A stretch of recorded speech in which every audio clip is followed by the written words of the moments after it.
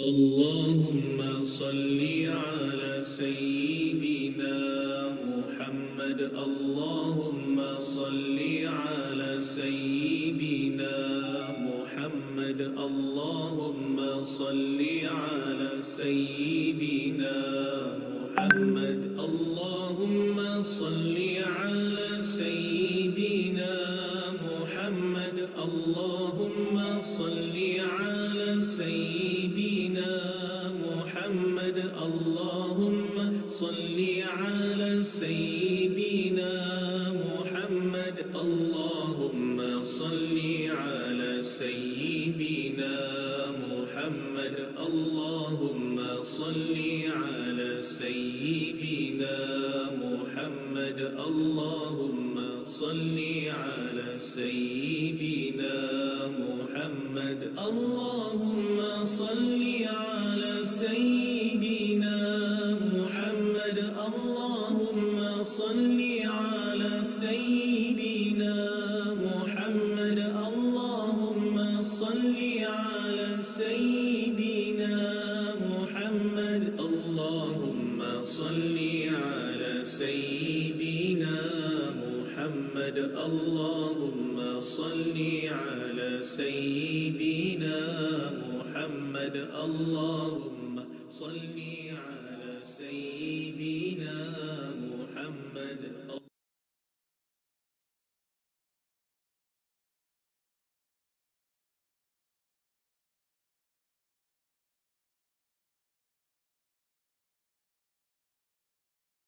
Berhubung dengan apa?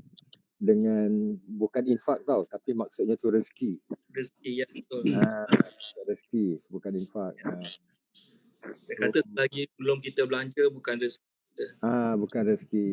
Let's say lah kalau kita dah order makan, dah bawa ketil kat meja, kemudian kita nak order lagi, tiba-tiba makanan tu sama ada dimakan oleh burung ke ataupun diangkat, dibuang oleh tukang pembersih ke apa ke, maka bagi kita tidak bukan rezeki lah. Walaupun kita dah bawa pun, tinggal nak bismillah, kita makan saja.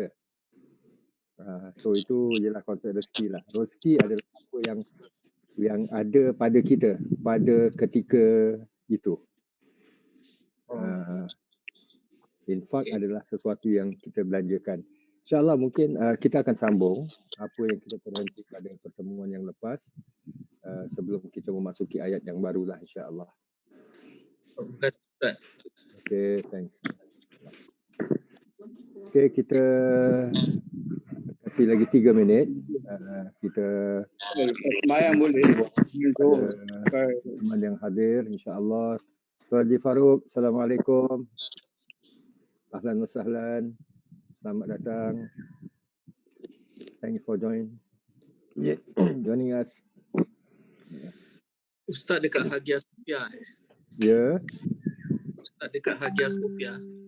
Tidak. Ini saya masih berligar-ligar kat Iran lagi ya. Ini Sheikh Grand Mosque Zaid di Iran. Iran. Which part of Iran saya tak tahulah. Saya pakai ikut je. Ikut rombongan. Ustaz Tumpang tanya, hari haji ni ada jadi imam kat rumah mana Ustaz? Saya insya-Allah dijadualkan first session di Masjid Kampung Siglap. Okey. So means dalam kita 7.30 lah. 7.30 mesti. Ini hari jam 1 dah boleh buat booking bagi yang saya takut nanti banyak orang masuk. Memang collapse itu je takut. Betul. Cuma Masjid Siglap ni dia tak buka untuk muslimat lah. Oh ya.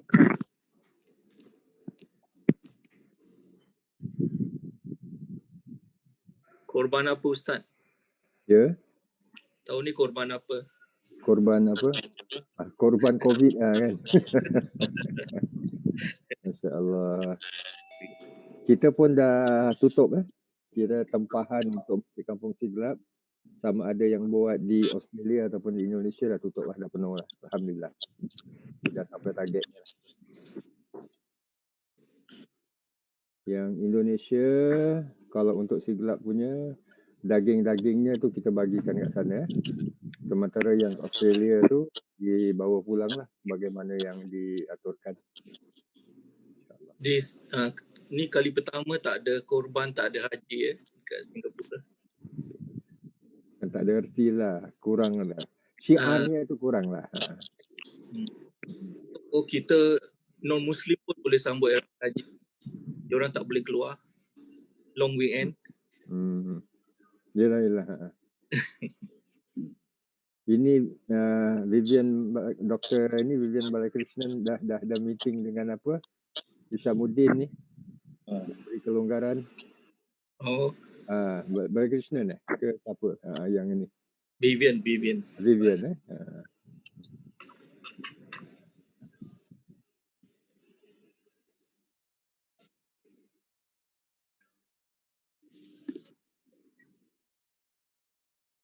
Okey, saya rasa tak mengapalah. So far kita ada 26 participants dan ada lagi yang saya pasti akan join bersama insya-Allah. Saya cek Cikgu Besar dah masuk. Cikgu Aisyah pun dah masuk. Cik Zarida ada beliau hari ni? Ada, Ustaz ada. Takut mana lah tahu kan you lagi cari durian ke apa ke. InsyaAllah nak sambut raya ni kan. Baik, insyaAllah kita akan mulakan sesi kita ini dengan izin Allah SWT. Seperti mana biasa, saya mohonlah supaya kita mutekan kita punya device ni. Dan insya-Allah kalau ada soalan ataupun pandangan yang nak diajukan, kita persilakanlah untuk unmute-kan insya-Allah. Walaupun di tengah-tengah sesi insya-Allah. Baik, kita mulakan terlebih dahulu dengan surah Al-Fatihah insya-Allah. Al-Fatihah. A'udzubillahi minasyaitonir rajim. Bismillah. Alhamdulillah. Iyyaka na'budu wa iyyaka nasta'in.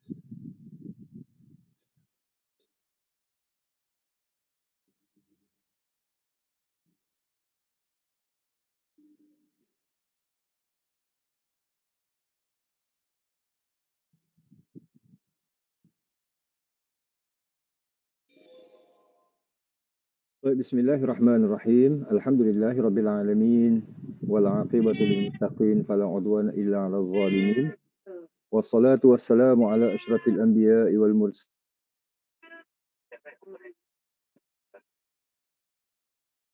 Kambing siapa terlepas tu?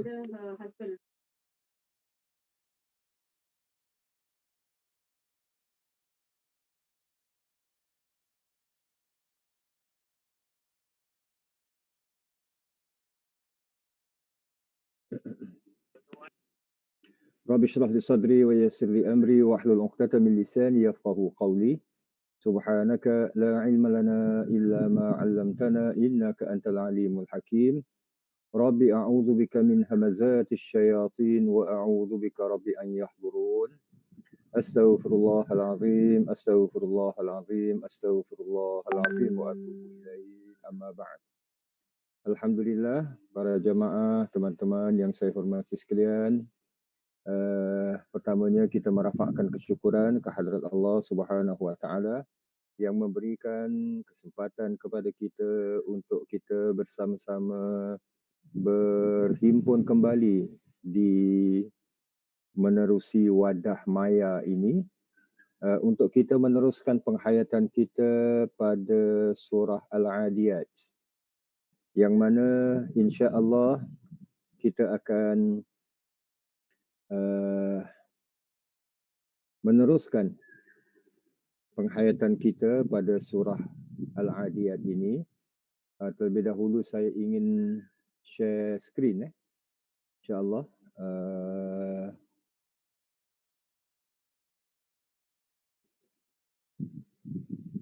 Cik Zarida boleh nampak? Belum lagi. Belum ada Cik Zarida? Belum Ustaz. Belum. Nampak Ustaz je.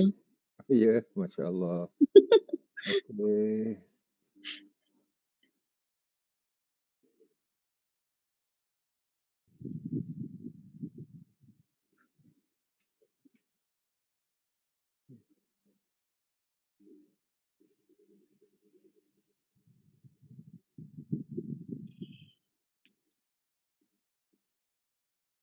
Sekarang ni dah boleh? Belum? Tak ada, dia listing aja. Listing? Okey. Aduh.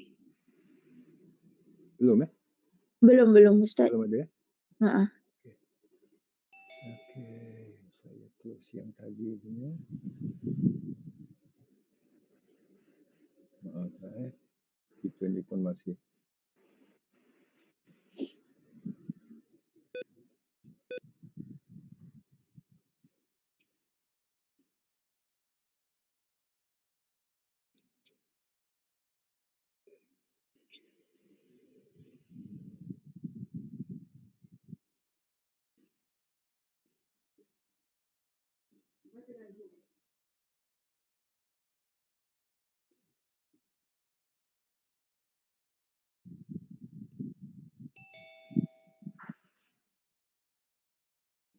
balik.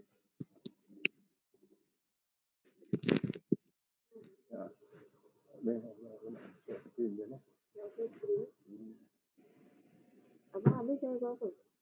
Ha? Habis saya buat apa? Sampai pukul 11.30. Saya abang tidur. Yelah.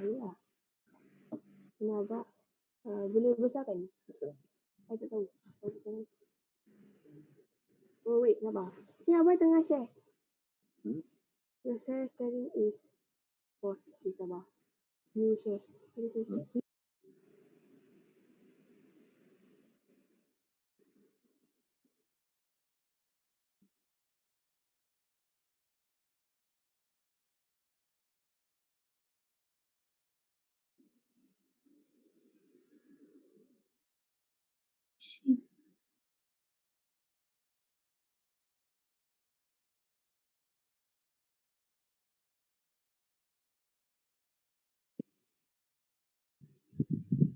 Dah boleh nampak Cik Zari dah?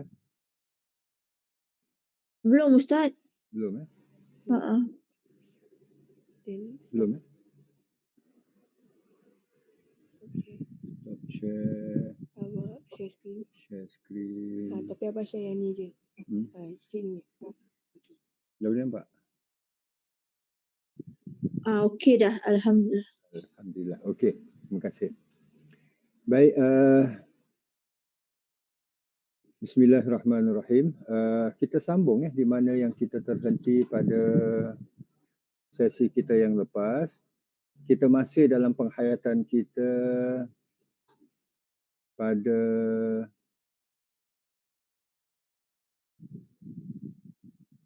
memperkatakan firman Allah Subhanahu wa taala yang berkaitan dengan konsep harta itu sendiri, di mana kita dapati Allah Subhanahu wa taala berfirman tentang ayat yang ke-8. Firman Allah, a'udzu billahi minasyaitonir rajim, wa innahu lihubbil khairi lasyadid. Sesungguhnya manusia ini lihubbil khairi lasyadid.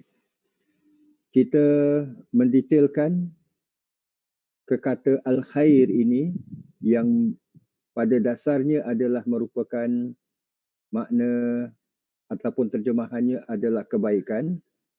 Namun para ulama kita rata-rata menafsirkan yang al-khair ini adalah bermaksud harta. Yang mana apa hikmah di balik Allah Subhanahu wa taala menyifatkan ataupun menamakan harta itu sebagai al-khair.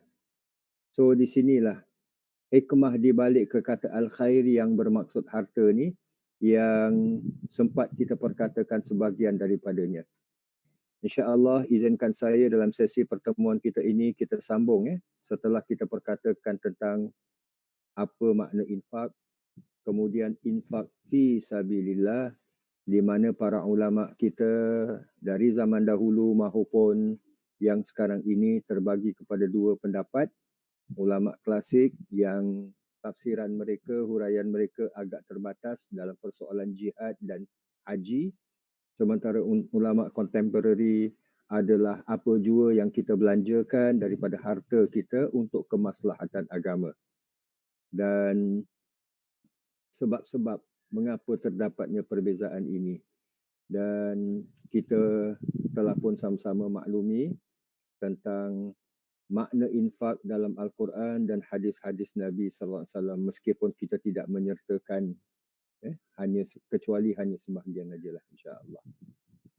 So insya-Allah izinkan saya dalam sesi ini menyambung sedikit untuk kita melihat dalam soal membelanjakan al-khair, harta ini. Dalam agama kita terdapat perbelanjaan harta, mengeluarkan harta itu daripada sudut hukumnya, sama ada ia mesti, iaitu wajib, tak keluar, bersalah, berdosa. Kalau dalam sebuah wilayah ataupun negara Islam, penguatkuasaan undang-undang boleh dikenakan, ataupun ia merupakan sesuatu yang berbentuk nak buat, buatlah. Tak nak buat pun tak apa. Maknanya yang bukan wajib. Jadi, ianya sama ada datang dalam bentuk zakat, atau sedekah, atau kita menamakan sebagai derma, tabarru'at bahasa Arabnya. Sama ada datang dalam bentuk wakaf, dalam bentuk hibah, wasiat, maupun faraid. So ini semua adalah pembahagian ataupun mengeluarkan harta. Sama ada semasa hidup ataupun sesudah kematian. Sama ada orang yang punya harta itu sendiri yang mengeluarkannya, contohnya seperti zakat. Contohnya seperti zakat juga, tetapi dia tidak mengeluarkan. Macam kita sebutkan tadi, kalau di wilayah ataupun di negara Islam, dikuatkuasakan undang-undang, yang tak bayar zakat dikenakan hukuman. So pihak berwajib berhak untuk mengambil secara paksa wang ataupun harta yang perlu dizakatkan dan sebagainya, ataupun dilaksanakan oleh orang lain, seumpama wasiat, seumpama faraid. Maknanya selepas kematiannya wangnya itu dibahagi-bahagikan. InsyaAllah setiap satu ni akan kita ambil secara umum untuk kita melihat hikmah di balik penamaan ataupun penggunaan perkataan al-khair, kebaikan. Yang dimaksudkan kebaikan itu adalah harta. Pertama sekali, zakat. Sedikit takrif berkenaan dengan zakat ini adalah sejumlah harta yang wajib dikeluarkan dengan syarat-syarat tertentu. Dan syarat-syaratnya insya-Allah akan kita perkatakan selepas ini.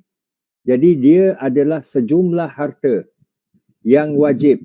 Maknanya kalau kita ada umpamanya 3 bilion, umpamanya lah, bukan 3 bilion tu yang dikeluarkan, tapi sejumlah daripada 3 bilion yang kita ada. Dan ia wajib dikeluarkan. Yang keduanya, sedekah. Tadi yang kita katakan sedekah ataupun derma ataupun tabarru'at. Pemberian yang diberikan oleh seorang Muslim kepada orang lain secara sukarela,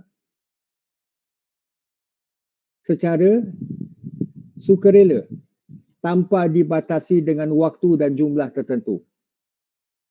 Ini pertama sekali. secara sukarela. Dia nak keluarkan, dia nak berikan.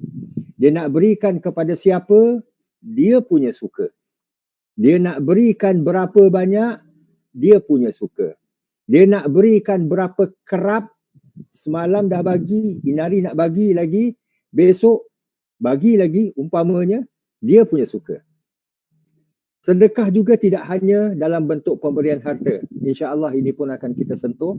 Malah rata-rata kita pun dah faham lah konsep sedekah dalam Islam ini sendiri. Wakaf. Pembekuan hak milik terhadap harta untuk suatu manfaat yang bersifat umum. Maknanya kalau kita mewakafkan sesuatu, rumah umpamanya, saya wakafkan rumah saya ini untuk para pelajar dari Bangladesh umpamanya yang masih belum dapat penginapan tetap ataupun belum dapat asrama. Jadi saya wakafkan dengan saya letakkan syarat seperti itu, sama ada saya masih ada ke, saya dah tak ada ke. Pertama, dia mesti dikhususkan kepada warga Bangladesh. So, warga Uttradesh tak boleh. Mesti daripada Bangladesh juga. Yang keduanya, yang masih belum dapat penginapan. Belum dapat asrama sebagai contoh. Tapi pelajar Bangladesh juga yang telah dapat asrama ataupun telah dapat kondo ke apa ke, maka tak berhak. So ini pembekuan. Dan dia mesti bersifat umum. Kalau warga Bangladesh, tak khusus kepada orang-orang, kita menamakan orang-orang tertentu, umpamanya. Dan saya pun tidak boleh, umpamanya saya katakan, ia untuk wakaf ini untuk anak-anak saya. Ini berbentuk khusus. So ini wakaf. Hibah. Ini banyak diperkatakan sekarang ni. Pemberian harta yang dilakukan oleh seseorang kepada individu atau pihak lain yang dilakukan ketika masih hidup. Dan pelaksanaan pembahagiannya biasanya dilakukan ketika masih hidup. Hibah ni, kita sedia maklum dia adalah pemberian harta, masih lagi harta yang dilakukan kepada individu, siapa saja. Dan ini sebenarnya baik, umpamanya lah yang banyak berlaku bagi dalam masyarakat kita, anak angkat. Contoh dia, anak angkat. Daripada kecil dipiara, bahkan anak angkat ini disayangi lebih daripada anak sendiri sebagai contoh. Dan si anak angkat ni pula terhadap ibu ataupun bapa angkatnya, dia memang sangat sayang. Lebih seumpama orang tua sendiri. Anak angkat ni tak berhak mendapat harta warisan. Faraid. Dia tak berhak. Tapi dialah yang merawat bapa angkatnya ini sewaktu sakit. Dialah yang merawat dan mengangkat mak angkatnya sewaktu mak angkatnya sakit. Anak sendiri tak kisah sangat. Contoh. Maka dalam hal ini bagi bapa angkat ataupun mak angkat yang punya harta boleh mengenepikan sebahagian daripada hartanya. Jangan semualah. Sebahagian daripada hartanya sebagai hibah dan diberikan kepada anak angkatnya ini tadi.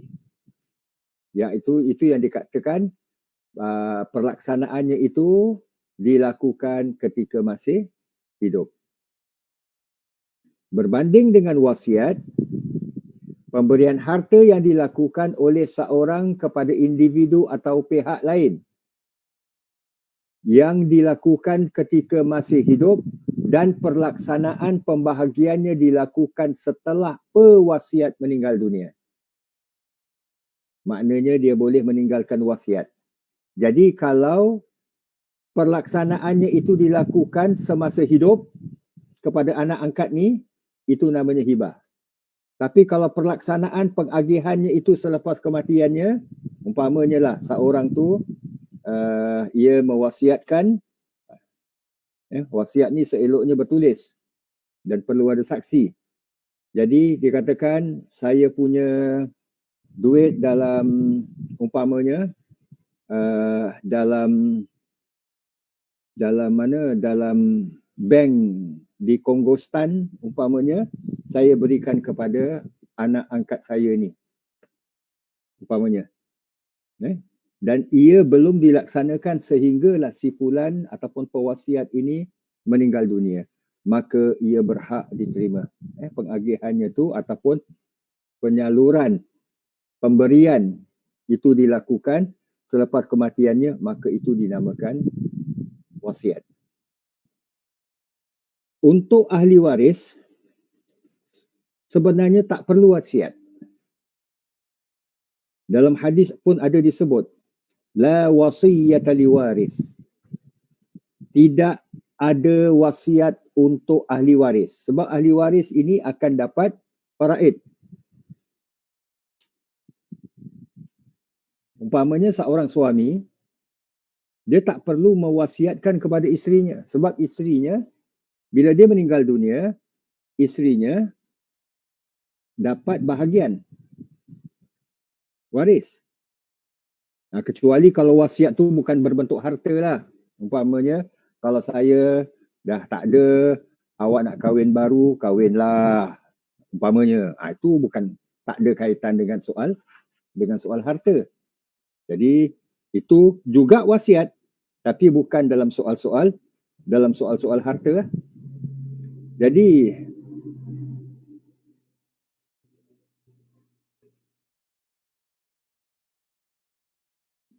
kalau sekiranya seorang suami nak berikan harta warisannya itu ataupun nak mewasiatkan kepada ahli waris, mungkin di antara anak-anak yang agak disayangi dan si anak ni pula ialah banyak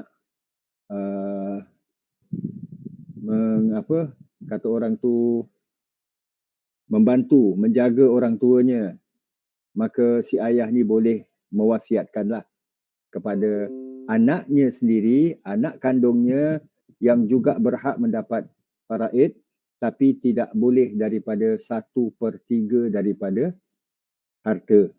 hartanya keseluruhan. Dan yang satu lagi adalah faraid. Harta warisan yang diagihkan kepada para ahli waris yang berhak menerimanya setelah kematian seseorang.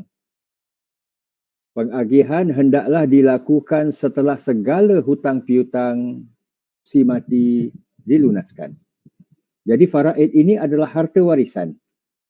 Apa harta warisan ini bukan setakat cash money, kita sedia maklum. Kalau di Singapura ini rumah. Ataupun sesuatu yang boleh divaluekan.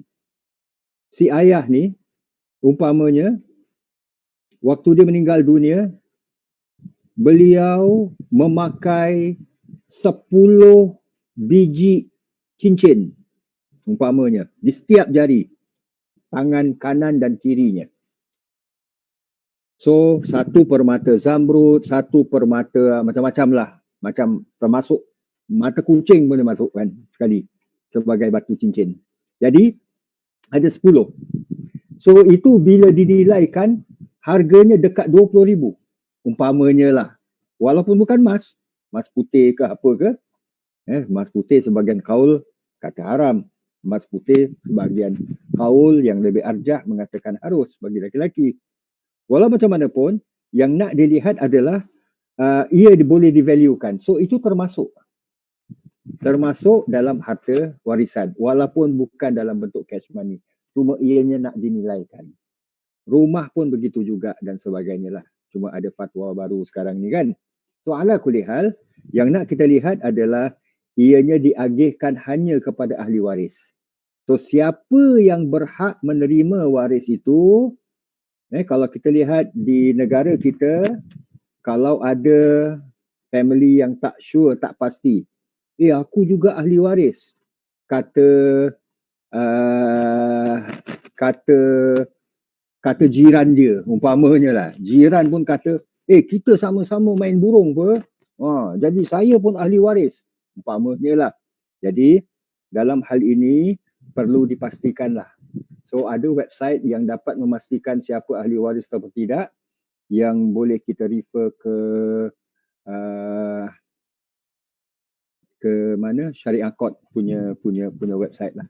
Di situ ada bahagian ini ahli waris siapa dan berapa dapat berapa, semua itu adalah siapa dapat berapa, itu semua adalah portion yang telah disiapkan lah, insya-Allah. Jadi kalau ada nama-nama yang kita masukkan, bukan nama, hubungan dengan si mati yang tak ada kena-mengena, orang itu akan out. Dia tak dapat. So pengagihan hendaklah dilakukan setelah segala hutang piutang si mati dilunaskan. Sama ada hutang-hutangnya terhadap manusia, iaitu biasanya adat orang kita, sebelum jenazah mula dibawa ke tanah perkuburan, akan dibuat announcement ataupun di tanah perkuburan tu sendiri. Ada ahli warisnya ataupun wakilnya membuat announcement lah. Siapa, kalau si fulan ni semasa hidupnya ada berhutang, harap silakanlah jumpa kepada saya ataupun kepada salah seorang anak dan sebagainya lah. Contoh aja. Ataupun hutang terhadap Allah, iaitu fidyahnya. Ada yang bertanya, ini pertanyaan sering saya dapat, bagaimana kalau seseorang itu belum meninggal dunia? Apakah wajib bagi anak-anaknya untuk menghajikannya? Dia belum sempat menunaikan haji. Walaupun orang sana sini panggil dia Pak Haji, Pek Ji dan sebagainya. Tapi beliau sebenarnya belum menunaikan haji. Jadi wajibkah anak-anaknya ini melunaskan ataupun melaksanakan haji untuknya? Dalam hal ini, mungkin sedikit tambahan, wajib ataupun tidak, pertama sekali nak dilihat sewaktu beliau memiliki harta. Harta itu cukup tak untuk beliau menunaikan haji? Let's say lah beliau ada simpanan 3 trilion ke apa ke. Dah wajib lah, sudah tentu. Jadi kalau dah wajib, yes. Beliau tak laksanakan bermakna beliau berkewajipan. Tapi kalau sekiranya sepanjang hayatnya beliau yang belum menunaikan haji dan beliau ni tergolong dalam golongan orang yang tak mampu untuk menunaikan haji. Bapak saya cuma setakat simpanannya tak lebih daripada 4,000. Nak masuk 5,000, mak pakai. Masuk 5,000, Along pakai dan sebagainya. Jadi dalam hal ini tak wajib lah. Tak wajib. Kalau anak-anaknya yang ada pendapatan lebih, nak menghajikan nak menghajikan orang tuanya, itu terpulang bagi anak tersebut. Tapi dari segi hukum wajib, si ayah ini sepanjang hayatnya belum termasuk dalam kategori orang yang wajib menunaikan haji. Tapi kalau sekiranya beliau wajib menunaikan haji, tapi beliau tak berkesempatan untuk menunaikan haji sehingga beliau meninggal dunia, maka wang ataupun harta yang ditinggalkan ini diagihkan, dihajikan untuknya. Itu pun termasuk macam fidyah puasa. Ini yang dikatakan maksudnya hutang piutang si mati dilunaskan, iaitu hutang piutangnya dengan Allah Subhanahu wa taala.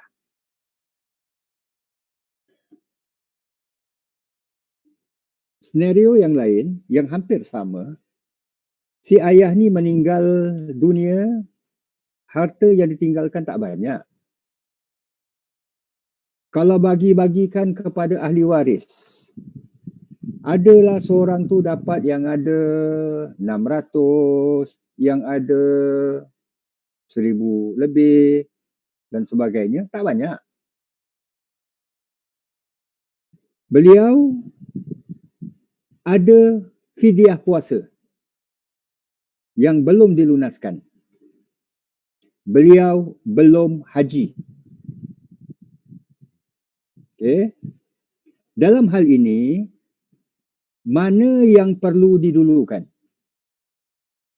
Puasanya, hutang puasanya, hajinya, atau faraid kepada ahli waris? Muslimin dan muslimat dirahmati Allah, ulama dalam hal ini berbeza pandangan. Terbagi kepada dua pendapat. Satu pendapat, dahulukan pembayaran ataupun melunaskan fidyah puasanya. Dan fidyah puasanya kalau bertahun-tahun, cuma setakat dibagi ataupun dikalikan kali 3 je. 1 bulan tak puasa, 30 tahun lepas, kemudian digandakan tahun kedua dan digandakan tahun ketiga. Dah, that's all. Itu aja. Tak payah nak ikut sepanjang-panjangnya sampai 30 tahun. Penghabisan duit yang ditinggalkan pun semuanya tak dapat dimanfaatkan untuk apa? Untuk wasiat apa? Untuk faraid. Pendapat kedua, faraidkan dulu. Sebab mungkin di waktu-waktu yang lain dan digalakkan bagi anak-anak, ada sesiapa yang merasakan ini tanggungjawab aku kepada ayah aku, walaupun ayah dah tak ada lagi, maka beliau keluarkan. Sama ada daripada harta warisan faraid yang diagihkan kepada beliau ataupun daripada wang beliau sendiri. So, ada dua pendapat dalam hal ini. Tapi haji optional. Sebab haji ini dia adalah boleh dikatakan kalau berbanding dengan dia suatu ibadah. Haji ini ibadah seumur hidup sekali. Kalau puasa ibadah tahunan. Jadi dari sudut kewajipannya dilihat para ulama seakan-akan puasa tu lebih beratlah berbanding dengan haji. So ala kulli hal, dalam hal ini inilah dia faraid. Maknanya harta warisan yang ditinggalkan, yang mana diagihkan hanya kepada ahli waris yang berhak menerima. Sayugia suka dinyatakan dalam Islam pun, kalau kita lihat dalam bab faraid pun, ada bahagian yang dinamakan asabah mahjub. Maknanya kalau ikutkan kepada jalurannya tu, dia adalah cucu dan sebagainya, tapi bila mana ada anak yang satu lagi, maka bahagian dia tak dapat. Akhirnya, soal ataupun isu faraid ini adalah berdasarkan kepada kerukunan dan keikhlasan serta keihsanan. Walaupun ada garis panduan, mak dapat berapa, anak laki-laki dapat berapa, anak perempuan dapat berapa, kalau sekiranya tak ada anak laki-laki, cucu dapat berapa, seumpamanya lah, walaupun ada yang difirmankan dalam Al-Quran, ia sebagai satu garis panduan.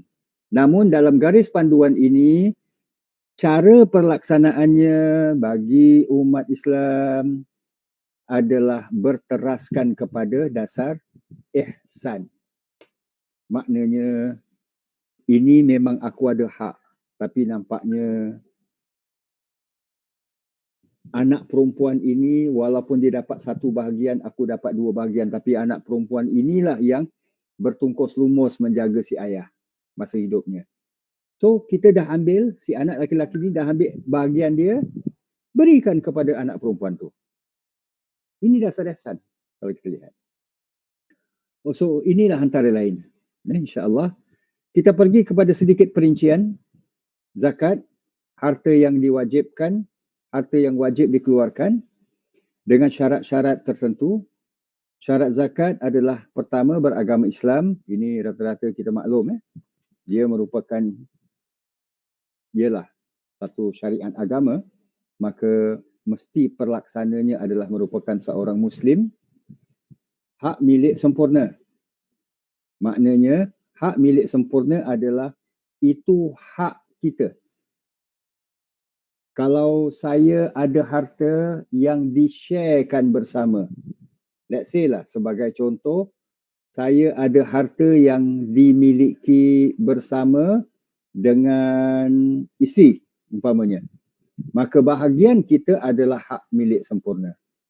Bahagian isteri tak boleh lah. Sebab itu hak dia, milik dia. Termasuk hak milik sempurna, sifat-sifatnya yang didetailkan oleh para ulama adalah kita berhak menggunakan as and when bila kita perlukan. Dalam perkara apa yang nak kita belanjakan.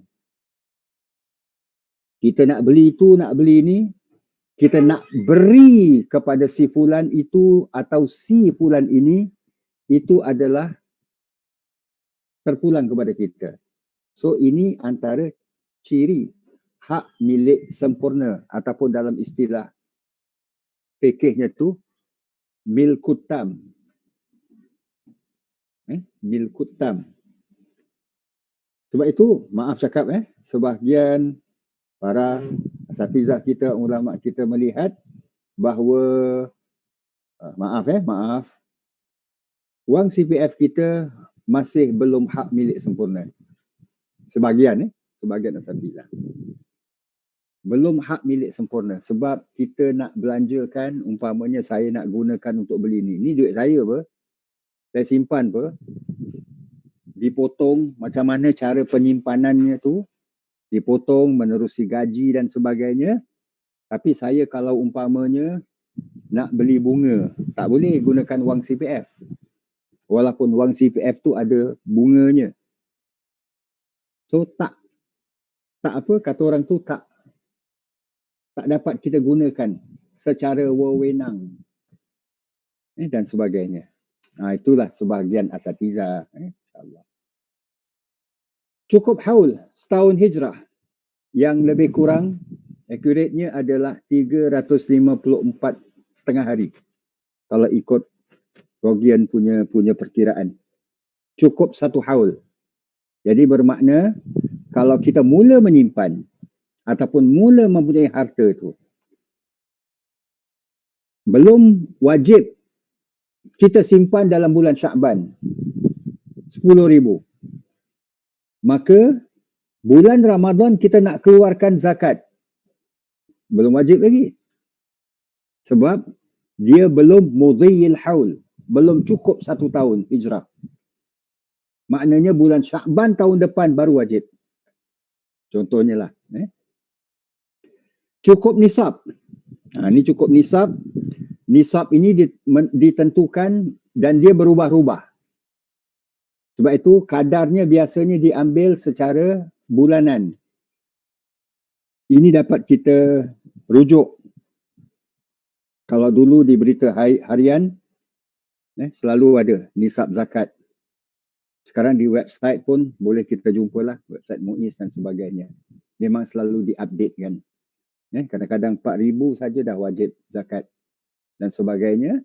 Beserta dengan 3 syarat sebelumnya, cukup nisab, iaitu kadar terendah yang wajib dizakatkan mengikut harga pasaran emas seberat 86 gram. Ini semua telah ditentukan. Jadi ini kalau kita perhatikan syarat-syarat zakat lah yang wajib. dikeluarkan. So berapa yang dikeluarkan itu tengoklah apa yang zakat yang perlu dikeluarkan. Lembu yang kita piara ke, tanam-tanaman ke, umpamanya. Kalau umpamanya lah secara umum masyarakat Islam kita ni di Singapura ni umumnya lah adalah zakat harta simpanan lah dan sebagainya. So inilah syarat-syarat yang dikenakan untuk wang itu wajib dizakatkan. Bismillah. So, golongan asnaf ini kita sedia maklum, fakir, orang yang tak punya pendapatan atau punya pendapatan tapi tak mencukupi keperluan dia. Keperluan minima dia. Bukan keperluan luxury dia. Keperluan luxury dia tu lain. Saya, gaji saya tak cukup pasal apa? Saya tak dapat gunakan Samsung latest punya. Berapa tu?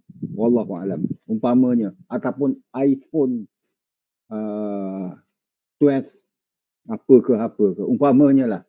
So, itu tak termasuk lah.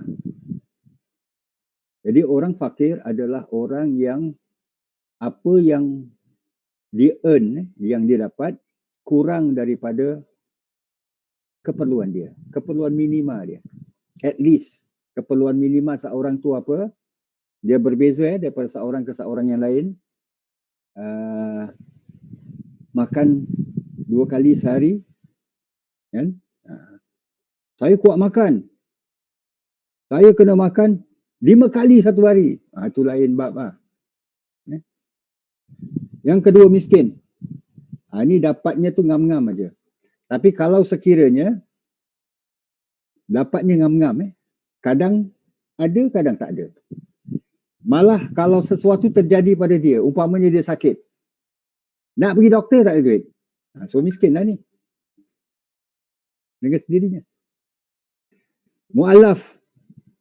Orang yang berjinak-jinak baru nak masuk Islam. Ini termasuk tak kira kalau namanya mu'alaf, tak semestinya mu'alaf ini fakir atau miskin. Dia orang kaya, tapi kerana statusnya mu'alaf untuk memantapkan Islam dia, dia berhak menerima zakat. Riqab.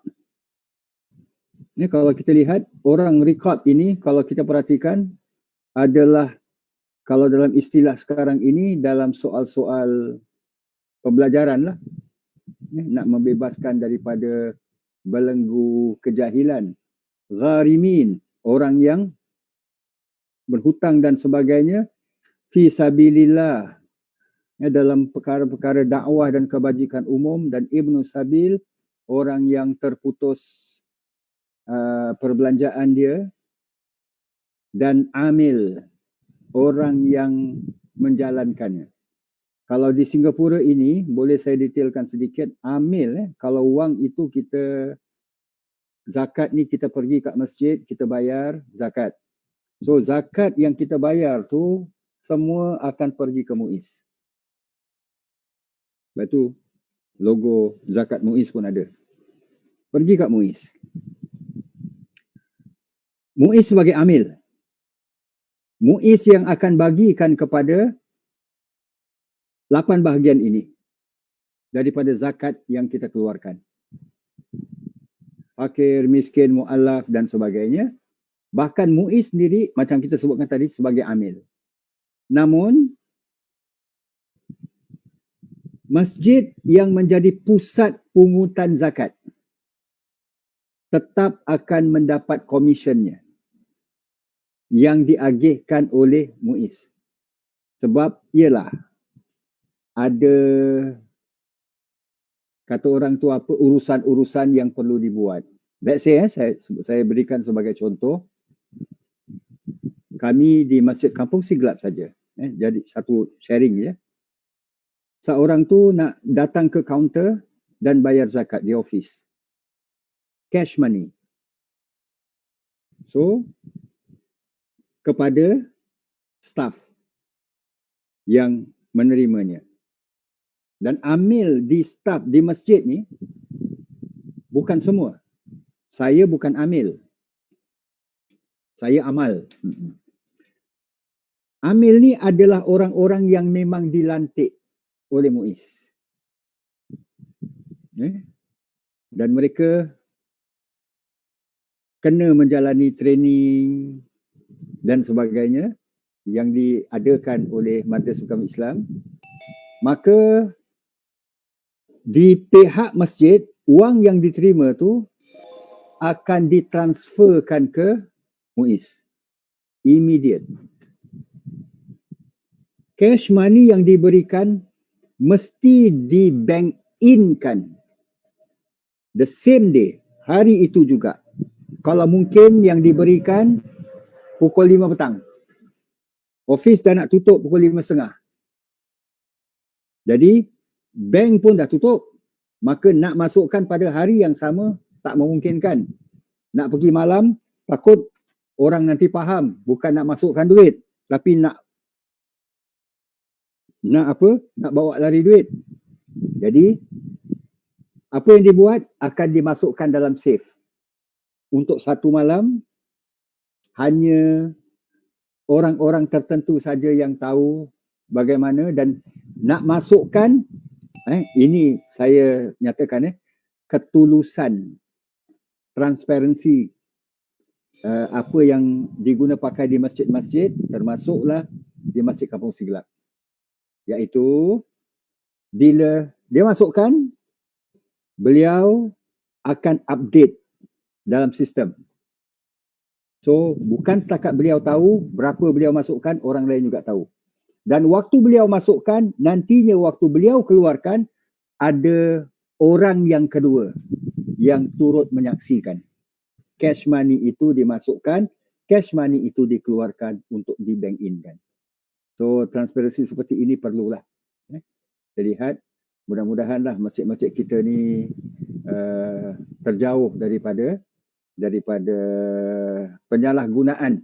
Nah, kita takutnya begitulah, penyalahgunaan. InsyaAllah. So, ini dia golongan ataupun asnaf penerima zakat. Sedekah pula. Macam kita katakan tadi, satu pemberian yang bukan wajib.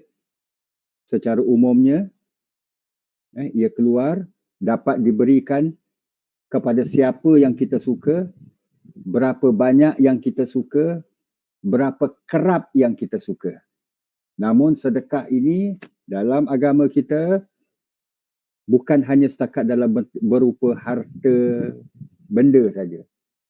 Malah dia boleh dengan harta, dia boleh dengan jiwa dan tenaga, dan dia boleh dengan lainnya. Dengan jiwa, dengan tenaga, itu merupakan sedekah kita. Let's say lah sebagai contoh. Contoh aja. Seorang tu datang ke masjid untuk menghadiri kelas agama. Tujuannya ke masjid untuk menghadiri kelas agama. Orang A, dia ke masjid, dia nampak ada tabung. Dia seluk poket dia, keluarkan sedikit cash money dia, masukkan dalam tabung. So itu dengan harta. Orang kedua, dia nampak tabung. Dia nampak tabung. Lalu tabung tu sengit. Fizikal tabung tu sengit. Orang nak baca pun susah. Jadi dia betulkan kedudukan tabung tu. Cuma tu aja. Kemudian dia pergi masuk kelas. So ini sedekah juga, tapi dengan tenaga. Dengan tenaga. Orang lain pula, orang C pula, dia tak sedekah masukkan duit dalam tabung. Dia tidak sedekah dengan cara betulkan tabung. Tapi dia ambil gambar tabung tu dan dia viralkan. Marilah sama-sama kita donate derma ke tabung masjid ini, umpamanya lah. So kalau kita lihat, ini juga dengan merupakan sedekah. Orang yang keempat, lain sikit. Dia datang, dia cuba betulkan tabung, kedudukan tabung tu, lalu dia nampak rantai tabung tu nampaknya senang aku nak pecahkan. So, bila habis kelas, dia bawa balik tabung. Itu lain lah. Itu tak termasuk dalam bab sedekah ni. Itu nak kena tabok punya orang. So, kita lihat perinciannya sedikit antara jenis-jenis sedekah terlalu luas. Sedekah dalam Islam. Senyum. Senyum. Dengan tabassumuka ala wajhi akhika sadaqah, kata Nabi. Senyum yang kamu berikan di hadapan saudaramu merupakan satu sedekah. Tasbih kita, tahmid kita, takbir kita, setiap ucapan subhanallah, setiap ucapan alhamdulillah, setiap ucapan Allahu Akbar, ini semua sedekah. Setidak-tidaknya sedekah kita kepada diri kita sendiri. Memberi nasihat dalam apa perkara sekalipun, tak semestinya dalam perkara-perkara agama. Begitu juga dengan amar ma'ruf, mengajak orang kepada kebaikan, nahi mungkar, menegah orang daripada kemungkaran dengan cara yang penuh hikmah dan sebagainya. Ini juga merupakan sedekah. Terus saya katakan, dalam bagi yang pernah ikuti kelas kita, kita pernah share slide yang ini, insya-Allah. Ini semua berdasarkan hadis-hadis Nabi maupun ayat Quran. Mendamaikan dua orang yang berselisih faham. Sama ada suami isteri ke, adik-beradik ke, orang lain ke, ini juga merupakan sedekah. Bekerja dan memberi nafkah kepada keluarga, ini juga merupakan sedekah. Sedekah yang paling afdal. Dah telah pun kita sentuh juga bila kita mengambil bahagian infak yang lepas. Berhubungan suami isteri. Maaf cakap, suami belai rambut isteri, isteri piat telinga suami. Ini hubungan yang mesra lah antara suami isteri, maka ia juga merupakan sedekah.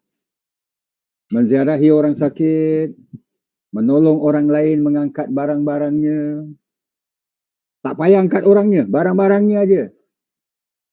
Umpamanya, kita nampak rumah jiran kita, selipar dia yang sebelah kanan dekat depan pintu, sebelah kiri tercampak kat sana. So, kita betulkan, angkat, letakkan, walaupun kita bukan yang menyepaknya ke apa ke.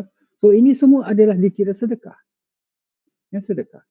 Kita lalu bawa durian, baunya kita transferkan kat rumah jiran, lalu jiran ni pun terhidu bau durian kita yang lazat tu.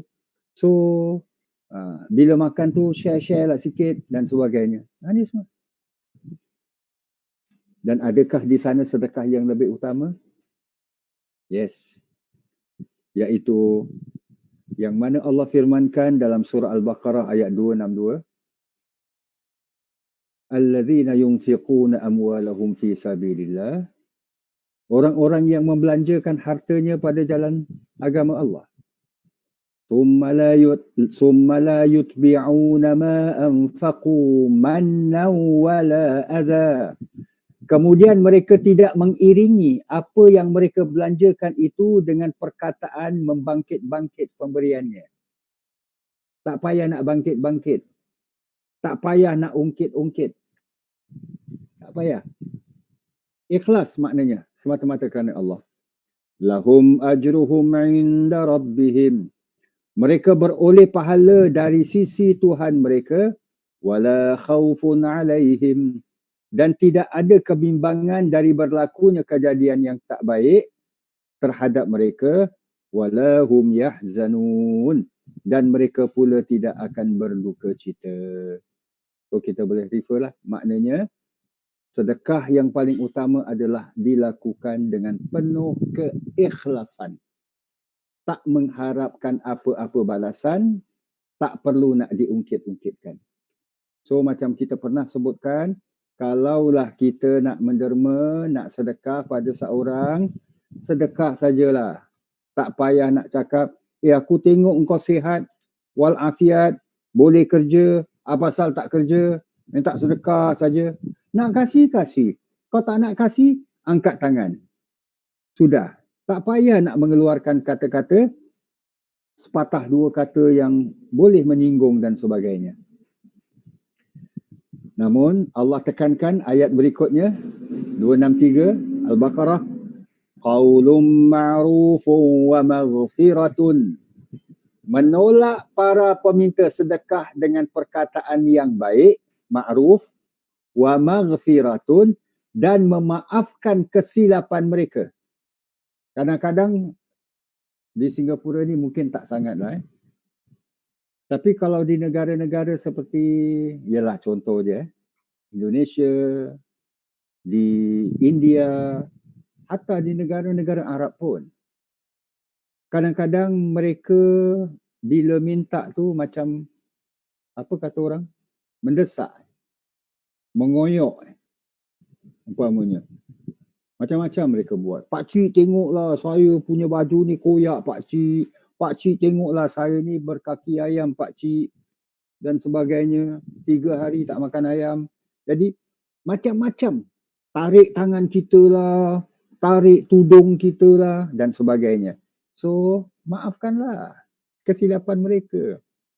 Yang mereka fikirkan adalah mereka nak makan. Mereka hendakkan sesuatu pemberian daripada kita. Tak guna, jangan, kau tak guna kasih. Kau kasih satu nanti 50 kerumun kau datang dan sebagainya. Ada yang macam tu, tak payahlah. Adalah lebih baik khairun min sadaqati yatba'uha adha. Lebih baik daripada sedekah ataupun pemberian apa jua pun yang diiringi dengan perbuatan atau perkataan yang menyakitkan hati. Azza, menyakitkan hati. So, baik kata-kata ni. Maknanya kalau kita tak mampu nak beri, tak nak memberi, tolaklah dengan kata-kata yang baik. Dengan kata-kata yang tidak menyakitkan hati. Tidak menyinggung perasaan dan sebagainya. Wallahu ghaniyun halim. Dan ingatlah, Allah Maha Kaya lagi Maha Penyabar. Kita boleh refer surah Al-Baqarah ayat 262 dan 263. So, inilah. Sedekah dalam Islam ni begitu luas. Sebab itu, jalan untuk kita ini meraih pengampunan Allah, untuk kita meraih kasih sayang Allah, untuk kita meraih ganjaran daripada Allah. Banyak.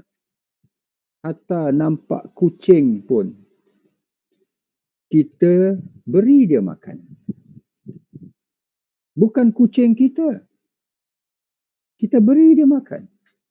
Itu juga sedekah.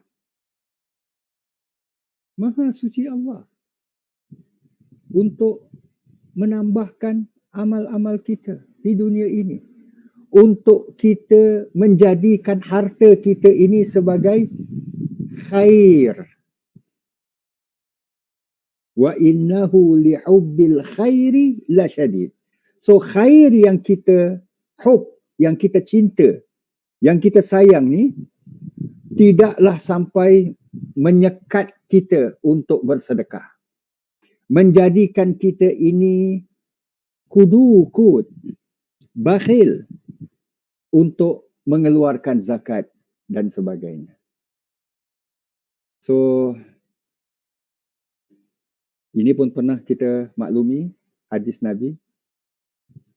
Orang yang muflis, orang yang bankrupt ni, tahukah kamu siapa orang yang muflis itu? Para sahabat menjawab, umumnya lah, bagi kami, orang yang muflis ialah orang yang tidak memiliki dirham ataupun dinar. Lalu Rasulullah bersabda menerangkan, sebenarnya orang yang muflis dari kalangan umatku, kata Nabi, ialah mereka yang pada hari kiamat itu datang dengan membawa pahala amal, solatnya, puasanya, zakat, hajinya, amalnya banyak, pahala dia banyak, Masya Allah. Tapi semasa di dunia, mereka pernah mencaci orang, menuduh tanpa bukti, memakan harta dengan zalim, membunuh dan memukul sesuka hati. So, amal buat baik itu ibadat dia Masya Allah. So, kalau kita lihat contoh-contoh yang diberikan oleh Nabi, amal solat, puasa, zakat, haji, ia banyak berkaitan dengan ibadah personal kita. Ibadah kita dengan Allah. Ialah walaupun zakat sebahagian daripada ibadah kita terhadap orang lain dan sebagainya. Tapi bila ia melakukan dengan terhadap orang lain dengan mencaci, menuduh tanpa bukti, makan harta dengan zalim dan sebagainya, maka inilah. Lalu pada hari kiamat, orang yang dizalimi akan menerima pahala si penzalim yang rajin solatnya, yang rajin puasanya. Jika pahala amalnya telah habis diberikan sedangkan kesalahan dan dosanya masih banyak, maka ia akan memberi pula dosa yang kepadanya sehingga ia semakin berat bebanannya. Di sinilah kalau kita lihat Allah mencampakkannya kemudian ke dalam neraka. Hadis riwayat Imam Muslim. So ini hakikat orang muflis, bukan hanya setakat tak punya dirham maupun dinar, tapi dia datang pada hari kiamat dengan membawa pahala yang banyak, tapi akhirnya semuanya habis. Sebab akibat daripada dia mencaci orang tu, dia menyalahkan orang ini dan sebagainya. Hakikatnya adalah apa yang diinfakkan akan diganti oleh Allah. Apa juga?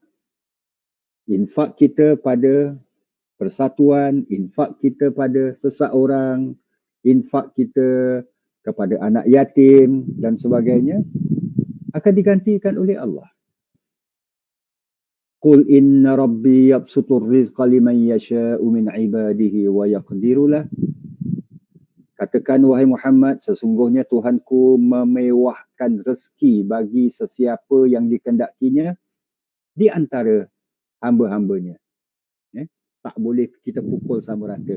Maknanya ada yang diberi lebih, ada yang diberi kurang. Ini adalah hak Allah untuk menentukannya. Wa ma anfaqtum min syai'in fahuwa yukhlifuh. Ini dia poin dia. Dan apa saja yang kamu dermakan maka Allah akan menggantikannya. Wa huwa khairur raziqin, dan dialah jua sebaik-baik pemberi rezeki. Sama ada memberi rezeki itu dengan cara memberi ataupun menahan. Maksud memberi, kita derma pada seorang, so umpamanya, maka Allah gantikan. Kita dapat rezeki itulah, dapat rezeki inilah, sebagai contoh. Ataupun dengan menahan, iaitu Allah menahan kita. Sebagai contoh yang biasa kita dengar pun, iaitu orang yang rajin menderma, dia jarang sakit. Contoh maka ini adalah rezeki yang Allah Subhanahu Wa Taala gantikan terhadap infak dia yang dia lakukan. Kalau kita perhatikan, insya-Allah. So itulah sedikit tambahan daripada huraian hikmah di balik Allah Subhanahu wa taala menamakan ataupun memfirmankan ataupun menggunakan makna harta tu, perkataan al-khair itu, wa innahu lihubbil khairi lasyadid, iaitu harta yang dimaksudkan, tetapi al-khair itu digunakan. Yang khair pada dasarnya bermaksud kebaikan. So kita lihat harta ni adalah merupakan sesuatu yang baik. Sebab itu Islam tidak menghalang kita untuk mencari harta. Islam tidak menghalang kita untuk memperbanyakkan harta. Islam tidak mencegah kita untuk apa kata orang itu membukitkan harta. Tak salah. Tapi kita bukan jadi hamba kepada harta. Sebaliknya, kita gunakanlah dengan sebaik-baiknya di jalan Allah Subhanahu wa taala, yang tadinya kita dah maklumi, sama ada kita lakukan dalam bentuk zakat kita, sedekah kita, wakaf kita, hibah, wasiat, hatta faraid sekalipun. Hakikatnya adalah harta yang dianugerahkan oleh Allah Subhanahu wa taala kepada kita, kalau Allah berikan kepada kita, kurniakan kepada kita, umpamanya 3 juta, sesungguhnya 3 juta itu juga, sebahagian daripada 3 juta tu ada hak milik orang lain. Hak orang lain yang Allah uji kita, apakah kita berkongsi kepada mereka ataupun tidak. So, insya-Allah pada perenggan yang akan datang, kita akan hayatinya lah.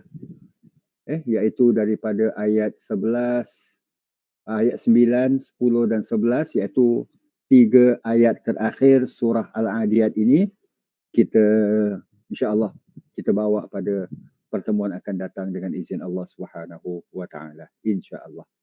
So saya rasa kita stop di sini untuk sharing pada hari ini, insya-Allah, dan slides ini pun yang tadi kita share akan kita perkongsikanlah, insya-Allah. Baik, saya persilakanlah kepada kalau sekiranya ada yang ingin bertanya untuk unmute-kan, insya-Allah. Silakan, insya-Allah.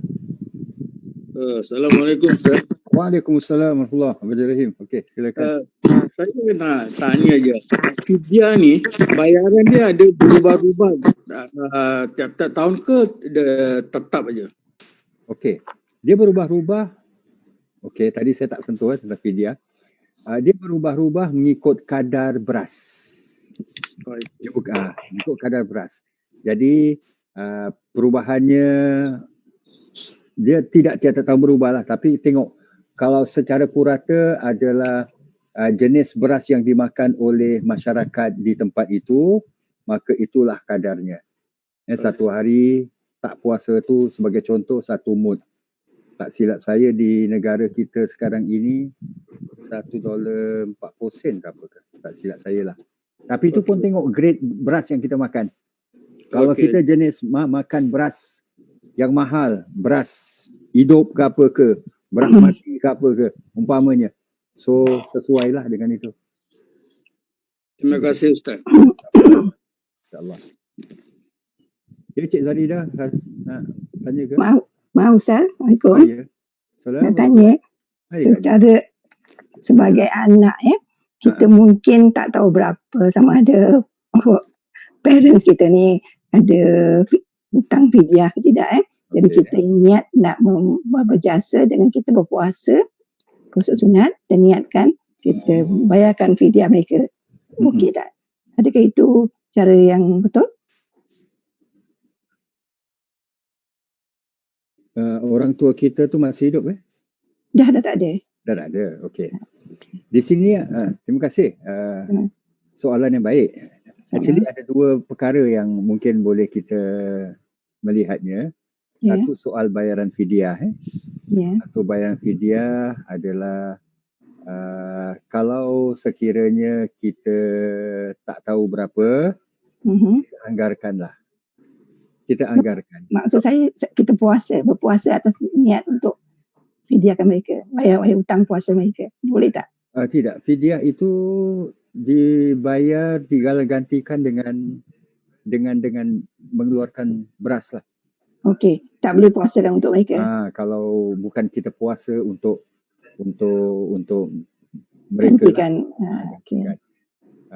Kecuali kalau kita nak buatkan korban atas mereka, itu terpulang lah, insyaAllah. Dan yang kedua yang ingin saya sentuh di sini, sebab ini pun banyak berlaku dalam masyarakat kita, iaitu seeloknya lah bagi si ibu ataupun si ayah, orang tua kita lah, kalau sekiranya tidak dapat berpuasa, harap diberitahu kepada ahli waris. Manalah tahu kalau sekiranya beliau tak, Allah mengambil beliau dan beliau belum sempat keluarkan. Itu dia. Jadi kalau tak kepada semua anak pun, sekurang-kurangnya kepada sebahagiannya lah, insya-Allah. So saya beri contoh bukannya apa, bukan nak cakap apa, saya beri contoh. Kebiasaannya almarhumah ibu saya, beliau tak dapat puasa, tapi beliau dalam hal-hal ini selalunya in advance beliau beritahu kepada adik saya, Ustaz Hamzah. Walaupun beliau tinggal dengan saya, tapi beliau beritahu adik saya, yang beliau katakan, mak rasa mak tahun ni pun tak dapat berpuasa. Jadi adik saya mengambil inisiatif daripada awal. Jadi poin dia, seeloknya jangan sampai anak-anak tu, kau tahu mak puasa berapa hari, bapak puasa berapa hari, aku tak tahu lah, mak tak cakap pun. Kalau boleh kita elakkan lah, insyaAllah. InsyaAllah. Terima kasih Ustaz. Assalamualaikum. Syukran. Ada yang lain insyaAllah. Assalamualaikum Ustaz. Waalaikumsalam warahmatullahi. Yes, Tuan. Harta terjumpa boleh belanja. Macam mana? Harta terjumpa boleh makan tak? You keluar masjid, you tiba-tiba tengok wallet, jumpa wallet Bila jumpa wallet, dalamnya pula ada beribu-ribu. Taklah, tak usah banyak lah, 500 lah umpamanya. Tak ada IC, tak ada apa, tak ada passion card ke apa, tak ada pengenalan diri. Bolehlah kita terus belanja. Itu bukan hak kita walaupun kita yang berjumpanya. So kalau dia dalam kawasan dalam kawasan, umpamanya kalau kawasan masjid, contoh. Kalau kawasan masjid, maka kita serahkan kepada pihak masjid. Ini isu ni namanya luqatah. Luqatah ni dalam bahasa fikihnya iaitu harta yang dijumpa lah, lost and found tu lah yang biasa. Iaitu pihak masjid perlu mengisytiharkan lah lebih kurang setahun apa yang dijumpai. Baik, kita jumpa di ruang private, nampak wallet dalam 500, tak ada IC, tak ada apa, tapi kat rumah Pak Ngah kita, so kita, itu bukan hak dia, bukan hak kita, terserahkan pada dia. Walaupun dia katakan, ni bukan awak, bukan, saya tak rasa anak saya punya dan sebagainya, tapi di bawah penguasaan dia. Kesimpulannya adalah harta yang kita jumpa di ruang private ataupun yang dikendalikan, maka kita serahkan kepada pihak yang menguruskan kawasan itu. Kalau di tempat awam pun tengok juga. Di tempat awam. Okey. Macam baru-baru ni, just last week apa tu, umpamanya isteri saya ada order barang lah secara online. Sepatutnya barang tu sampai 2 kotak. Tapi bila sampai dihantar ke our doorstep ni, 1 kotak je. 1 kotak tak ada. Lalu bila kita telefon delivery man tu, dia kata yang dia perasan di lori dia cuma ada 1 kotak. Nak pendekkan cerita, kotak itu terjatuh sewaktu dia deliver barang lain di tempat lain. Dan barang tu ada bus captain nampak, dia angkat, dia bawa naik dalam bas dan dia bawa pergi depo, dia bawa pergi interchange. Yang menghubungi, pasal kat situ ada address semua kan, yang menghubungi akhirnya pihak delivery man, tapi dia dapat apabila dia dihubungi oleh pihak oleh pihak SBS. Yes, oleh pihak SBS. Maknanya walaupun dia dinamakan tempat awam, kita lihat delivery man tu, bukan delivery man, bus captain tu, dia tak menganggap itu aku punya. Dia tetap bawa kepada pihak yang berwajib yang perlu diuruskan. Jadi begitulah. Kalau sekiranya kita menemui sesuatu di tempat awam, tapi tempat awam tu umpamanya di bawah penguasaan NEA, contoh je lah, di park ke apa ke, ataupun di LTA Ustaz, ataupun NEA. So kalau kapak macam mana? kapak kita serahkan kepada town council. Alamak. Alamak, dah pernah berlaku. Kita serahkan. Akhirnya kita tidak mengambil. Jangan kita buat macam orang-orang dulu lah. Jumpa duit shilling, kita pangkar. Kalau tak pangkar nanti duit tu hilang balik. Jadi kita pangkar. Ini semua khurafat. Dulu bercerita. Jadi maknanya tu kita sebenarnya tidak berhak untuk mengguna pakai harta luqatah ini. Walaupun umumnya ia adalah di tempat-tempat awam. Dekat dengan kedai tu, masih tempat awam. Hawker center. Kita nampak depan gerai umpamanya ialah sebuah gerai ni. Singgah selalu ke apa ke. So kita serahkan kepada pihak ini. Kepada pihak pegerai tu. Urusan selanjutnya dia nak simpan ke, dia nak apa ke, itu serah pada dia. Di pihak kita yang menemuinya, kita terlepas daripada tanggungjawab kita ni. Allahualam. Tapi Ustaz, Ya. kalau jumpa 10 sen, 20 sen okey kan? Benar je lah. Okey lah, 10 sen, 20 sen tu. Saya dah beli durian dah. You singgah Masjid Siglap, you masukkan dalam tabung Siglap. Namanya lah. Akhirnya adalah wang ataupun benda-benda yang kita temui ini tidak kita gunakan untuk keperluan peribadi kita. That's the point. Ustaz, ada satu soalan Ustaz. Ya, Tuan Haji Ahmad. Ya, saya pernah satu ketika. Tak apa, clear. Clear sini sekarang. Mic jauh sikit. Clear sekarang. Okey. Satu ketika tu saya pergi money changer. Okey. Saya tukar wang lah. Saya nak ke Malaysia, saya tukar wang. Dan lepas tu saya balik, saya kira duit tu lebih. Okey. Sampai RM500 lebih dia. Besoknya saya pergi ke money changer tu, saya nak bagi pada dia balik. Dia tak mau ambil. Okey. Dia kata ini bukan duit dia kata. Saya kasih betul punya. Saya cakap silap, dia kata saya bagi. Semalam orang yang tukang bagi tak ada situ lagi lah. Ada satu orang tua tu. Dia silap kira, mesin dia silap kira. Jadi saya cakap, you nak ambil ke tak ambil, you ambil aje lah. Saya cakap, kata dia tak tahu, dia kata duit ni bukan dia punya, dia kata. Saya dah kasih, that mean that's it, dia kata. Macam gitu. Macam mana tu? Tapi saya tak ambil lah duit tu, saya taruh aje kat kaunter dia. Okay. Ha. Akhirnya dia nak tak nak dia ambil. Nak tak nak dia mesti ambil lah. Manalah tahu orang tua yang dimaksudkan tadi tu akan datang claim, kau semalam kasih aku kurang dan sebagainya kan. So dia ada.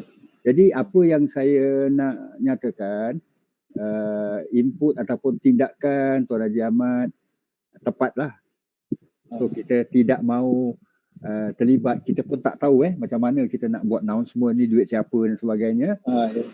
So kita serahkan kepada pihak itu. Itu dah satu langkah yang tepat lah, yang betul lah. Alhamdulillah. Kita seram juga kan. Duit banyak pula tu 500. So inilah. Okey, terima kasih Ustaz. Jangan jadi setengah orang. Maaf saya tambah sikit. Jangan jadi setengah orang. Macam tadi dia dapat duit lebih tu kan, umpamanya dia belanja kawan dia. Apa kau tiba-tiba belanja aku, umpamanya. Pasal aku dapat duit gini, orang tu dia balikkan aku duit lebih. Janganlah. InsyaAllah. Ya Tuan Haji kan? Ya. Assalamualaikum Ustaz. Soalan yang akhir mungkin buat saya Ustaz. Ini tentang pembagian ini bayar fidyah untuk puasa. Berapa jangka masa yang kita harus bayar pada orang itu, sedangkan kita tak tahu berapa jangka masa dia tak berpuasa. Macam mana cara yang betul? Seberapa segera? Kalau selewat-lewatnya, kalau umpama kalau untuk sebagai contoh, beliau tu tak puasa untuk Ramadan yang baru lalu. Jangan sampai Ramadan yang akan datang. Itu sekarang orang tu, katalah orang tu dah meninggal lah, kita tak tahu dia berapa lama lah berlaku. Jadi seberapa segera yang kita tahu. Seberapa yang kita boleh laksanakan. Jadi berapa hari kita nak bayar fidyah, berapa hari kita tak tahu, berapa hari dia tinggal dalam puasa. Kita tak tahu, itulah. Kalau bila kita tak tahu, kita buat perhitungan, itu pun tengok harta yang dia tinggalkan. Kalau terlalu banyak, kita cuma setakat untuk kalikan dengan 3 tahun je. Katalah dia tidak meninggalkan harta apa-apa. Macam mana tu? Katalah dia tak meninggalkan harta apa-apa pun. Kalau tak meninggalkan harta, sudah. Faqidu syai' la yu'ti. Orang yang tak punya apa-apa, bagaimana nak memberi? So beliau tak meninggalkan harta, jadi kita pun ini termasuk katakan tadi belas ihsan anak-anak mungkin. Okey. Kalau anak-anak rasa nak bayarkan fidyah untuk orang tuanya, silakan. Itu macam mana cara untuk yang baru? InsyaAllah. Boleh Tuan Haji? Okay, terima kasih Ustaz. Sama, insyaAllah. Assalamualaikum Ustaz. Lagi satu. Dulu masa zaman Rasulullah ada harta rampasan. Ghanimah, okey. So sekarang tak ada lagi zaman sekarang kira masa kita ni. Ya. You nak maksudkan? Tak ada maksud saya. Dulu masa zaman Rasulullah harta rampasan masih boleh digunakan lagi tak di zaman ini sekarang? Ada rampasan perang tak? Sekarang kalau perang pun banyak menjarah. Kan? Kalau di Syria tu masih ada perang lah. Ya. Itu bukan fidyah, itu namanya jizyah. Kalau dah menjadi harta rampasan perang, ghanimah. Ghanimah, harta yang diraih daripada peperangan. Sebagai contoh, peperangan Hunain. Bila berlakunya peperangan Hunain antara orang-orang Islam dengan orang-orang Taif, di mana harta rampasan perang daripada yang dibawa tu ditinggalkan oleh musuh, itu dibagikan. Itu dinamakan ghanimah, harta rampasan perang. Untuk Allah, khumusahu, 1/5 daripada harta rampasan perang itu hendaklah ditolak ke Baitul Mal sebelum diagihkan kepada tentera-tentera. Okay. Kita sedia maklum di zaman Nabi tentera tidak dibayar. Kalau ia pergi berjihad sekalipun, keluarga yang ditinggalkan tak ada sesiapa yang menanggungnya. Itulah di zaman Saidina Umar mulakan yang ada allowance untuk tentera yang diperbaiki dan dikembangkan lagi di zaman Khalifah Uthman bin Affan radhiyallahu anhuma. So maaf, ini namanya ghanimah. Kalau seusai peperangan Khaybar antara orang-orang Islam dengan orang-orang Yahudi Khaybar, itu bukan harta rampasan perang, tapi namanya jizyah. Jizyah semacam teks ataupun ukti yang dipersetujui oleh orang-orang Yahudi Khaybar untuk berikan hasil daripada pendapatan mereka. Mereka kalah kan dalam peperangan tu, mereka berikan 1/3 sulus, 1/3, 1/3 daripada hasil pendapatan mereka kepada Nabi. So itu jizyah. Jadi dengan sendirinya ghanimah ini yang ditanyakan tak adalah, sebab tak ada peperangan yang berteraskan Islam, harta yang dirampas. Kalau ada, bisa ada. Allahu'alam. Terima kasih Ustaz. InsyaAllah.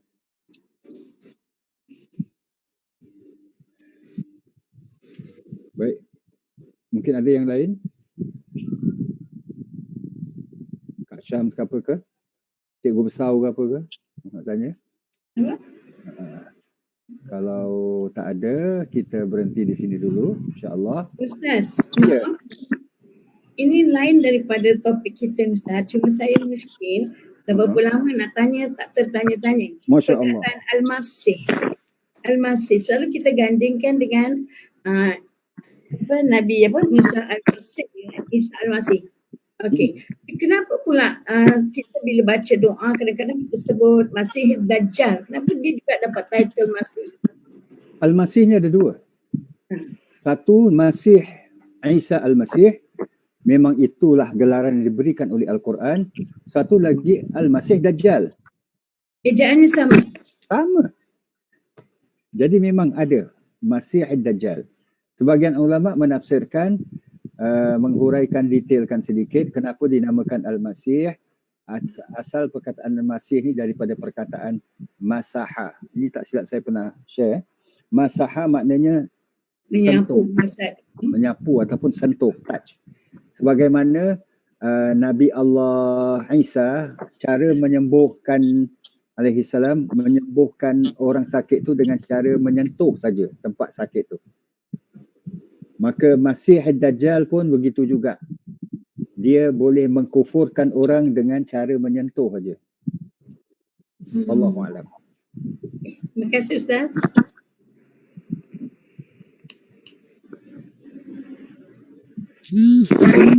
Sekarang sebab itu nak kena, kalau ini nak kena bawa sanitizer lebih lah ke mana-mana, jangan tersentuh dan sebagainya lah, insya-Allah. So kalau tak ada apa-apa, kita berhenti di sini dulu.